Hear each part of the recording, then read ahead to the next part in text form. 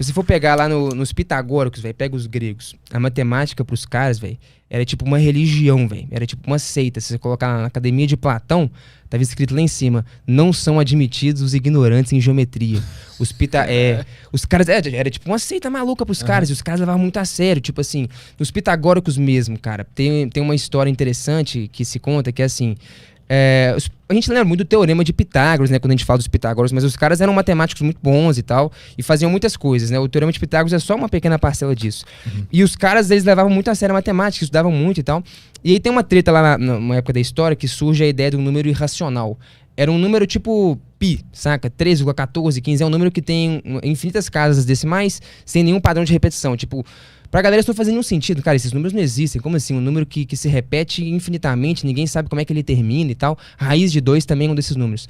Aí na época lá dos Pitágoras teve um cara, se eu não me engano ele chama Hipaso de Metaponto, que ele usou o próprio Teorema de Pitágoras pra provar que os números irracionais, eles existem. Ele falou, cara, pega um quadrado de lado 1, se você usar o Teorema de Pitágoras, a diagonal vai ter que ser raiz de 2. E raiz de 2 é um número que é infinito e não tem padrão de repetição e tal. O que os caras fizeram com o cara, velho? Jogaram ele do barco e afogaram o cara, velho. Falaram, mano, mata esse cara, velho.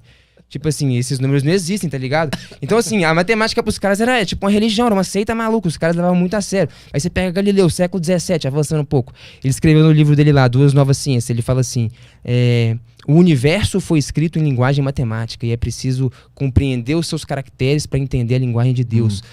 Que é um negócio meio semelhante com os gregos, né? Tipo assim, o cara tava estudando matemática, para ele tava quase que transcendendo, cara. Tipo assim, se comunicando com Deus, entendendo como é que os fenômenos naturais aconteciam e tal. Tipo, pô, bicho, peraí. O que os caras estavam fazendo? Estudar matemática pros caras era uma experiência quase que metafísica, saca? Era descobrir Deus, né? Porra, bicho. E pra gente na escola hoje é um saco, velho. Moleque, olha que forma de Bhaskara, que bosta é essa e tal. Então, peraí, cara. Eu acho que se for pegar na história, e pra alguns caras como esses, que estavam tendo uma experiência quase que transcendental, quase que espiritual vendo a parada, e hoje, pra um negócio ser um saco, pra maioria dos alunos na sala de aula, eu acho que alguma coisa se perdeu no meio do caminho, cara. Só pode ser, porque como é que pra um cara ele tá transcendendo, falando com Deus, e pra gente hoje a parada é um saco. Então, acho que tem uma coisa que se perdeu no meio do caminho. Pra mim, é essencialmente a forma de se estudar a coisa. Tipo, eu percebi isso muito. Quando eu estudei várias vezes por livros, e por muitos livros diferentes, eu aprendi de um jeito que não era exatamente o que a escola tinha me ensinado. Mas aí, só pra te dar uma ideia do que eu tô falando, pra não ficar muito abstrato, eu acho que a escola ela foca num jeito muito mecânico de fazer a coisa. Tipo assim, quando o aluno chega e fala assim, cara, pra que serve a fórmula de Bhaskara?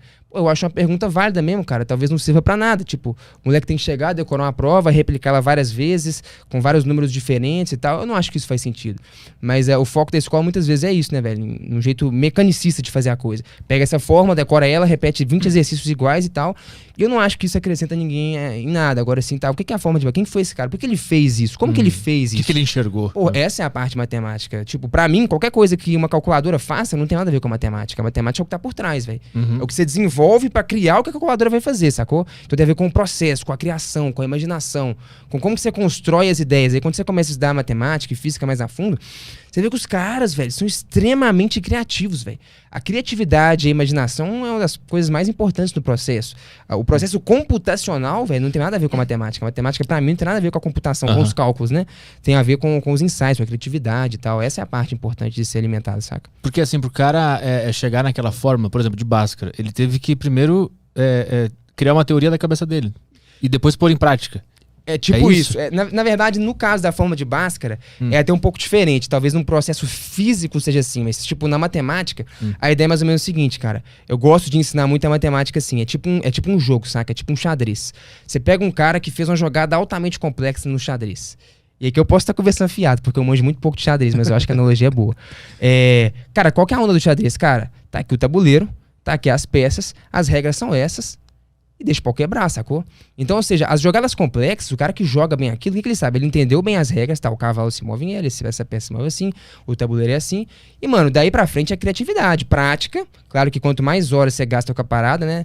No Pequeno Príncipe já se falava isso, né, velho? Foi o tempo que você gastou com a rosa que fez ela ficar importante. Quanto mais horas o cara gasta no xadrez e tal, e quanto mais criativo, ou quanto mais imaginação ele tiver, ele consegue criar coisas mais complexas e construir raciocínios.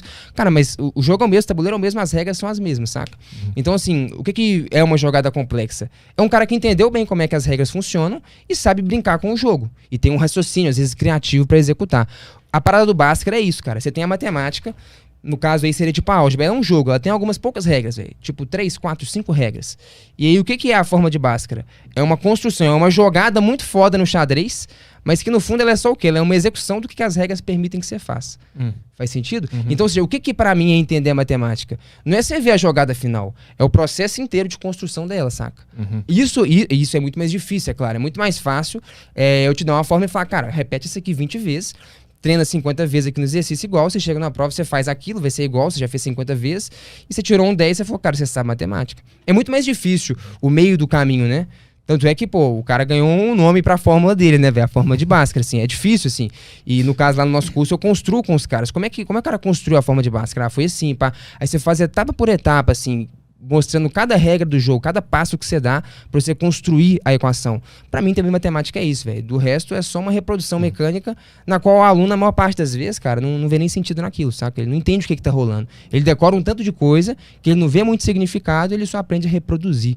Eu não acho que a matemática tem a ver com isso.